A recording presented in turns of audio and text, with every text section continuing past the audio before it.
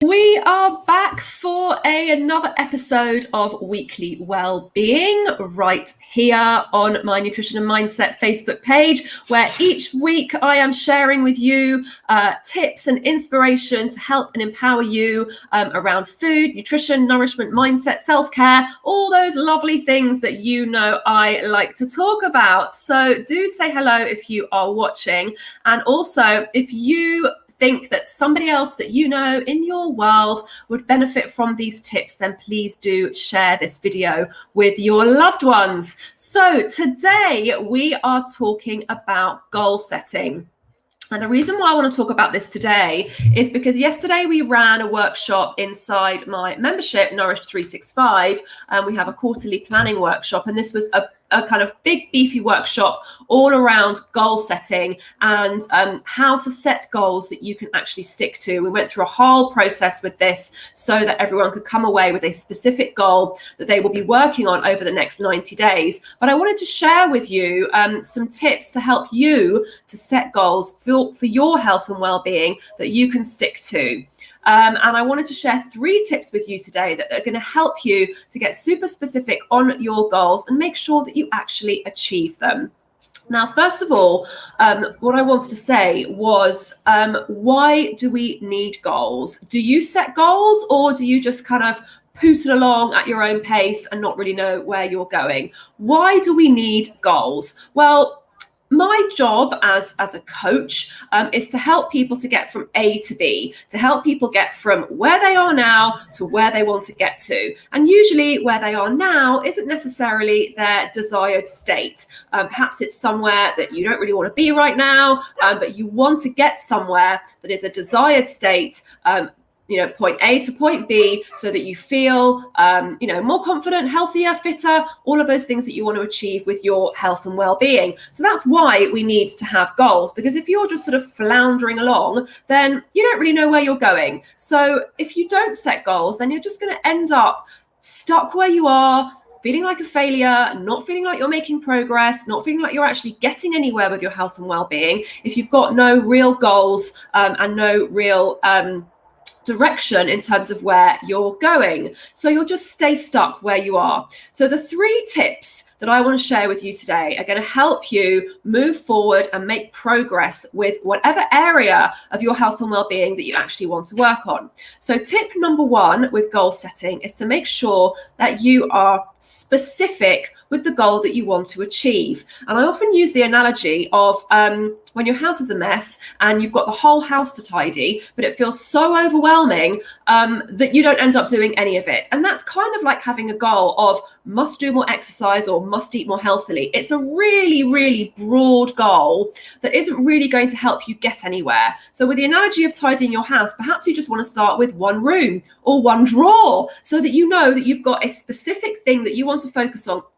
And when you've done it, you feel like you've achieved something. It's the same with your health and well-being. Rather than saying must eat more healthily or must stop eating rubbish or must do more exercise or must drink more water, I want you to be really specific with the goal that you want to achieve and make sure that it's stated in the positive. And what I mean by that is that a lot of people who I work with want to stop eating rubbish and, stop eating biscuits and stop snacking in front of the TV. And these are a kind of, a negative goal. It's something that you don't want to do anymore. But I want to encourage you to set a goal that is positive. So I want to make more nourishing choices. I want to make sure that I am doing this type of exercise this many times a week. Sorry, I've got little post-it notes so I don't forget what I'm saying, and they keep falling off my computer.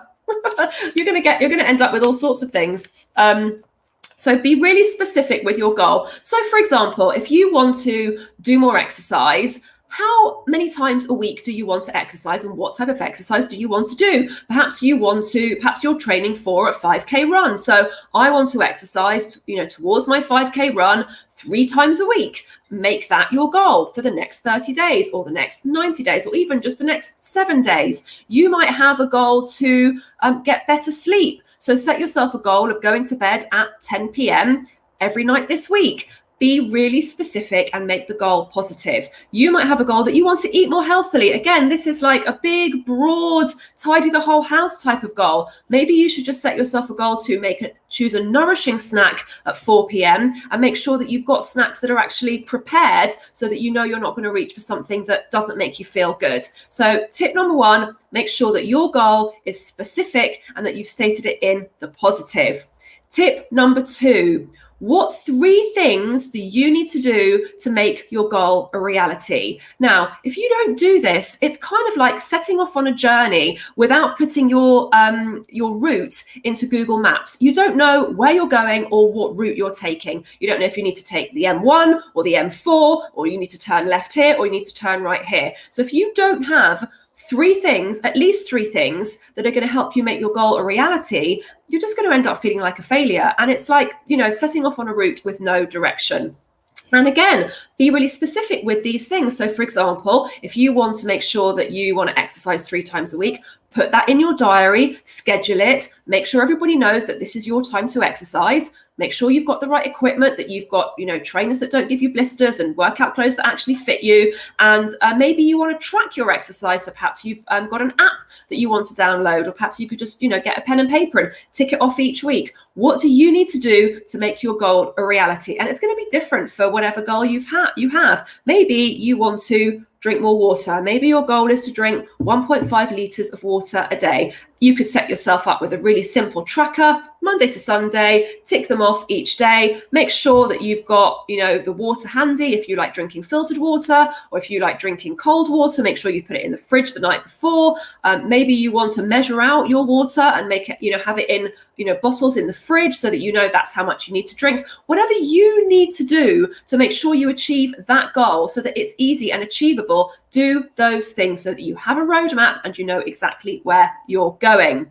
Tip number 3 is to identify anything that could derail you along the way. And this is really, really important, because if you don't do this, you're going to have things that come at you, which is basically life, like holidays, weekends, birthdays, anniversaries, weddings, all those kinds of things. And it's going to create more anxiety for you.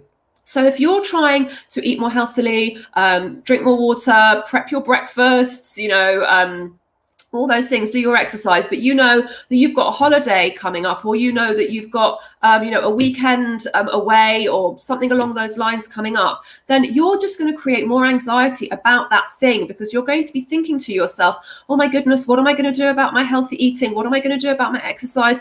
I can't do those things. And it will derail you and it will put you back at square one. But if you know, okay, well, we've got a birthday weekend coming up, I know that I'm just going to indulge and I'm going to enjoy myself, but I know that I can get straight back to working towards my goal as soon as that's over, then you can actually enjoy these occasions that come up that would normally derail you. So to recap, my 3 top tips for making sure that you set goals that you can actually stick to are: number 1, be specific with your goal and make sure it is stated in the positive. Number 2, identify 3 things that you're going to do to make that goal a reality. And number 3, identify anything that could possibly derail you from that goal. Now, over to you. I would love to know, and let me know in the comments, do you have a goal for your health and well-being, and what is it? I would love to know.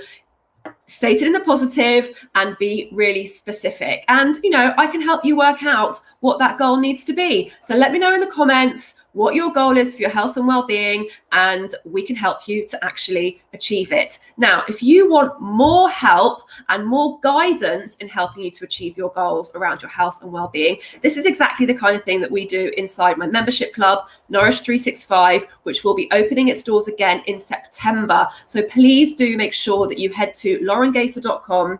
I've got an itchy nose. laurengayford.com/nourished, and that will take you to the wait list page so that you can pop your name on the waiting list and you can be the first to know when we open the doors again in September. And if you have enjoyed this video and you think somebody else will enjoy it and will gain value from it too, then please do share it out with your friends and family so that they can get tips on how to set goals for their health and well-being as well. I hope you have loved this video. I've loved sharing it with you, and I will see you back here for another issue of Weekly Wellbeing, same time, same place next week. Have a wonderful week. Take care. Bye.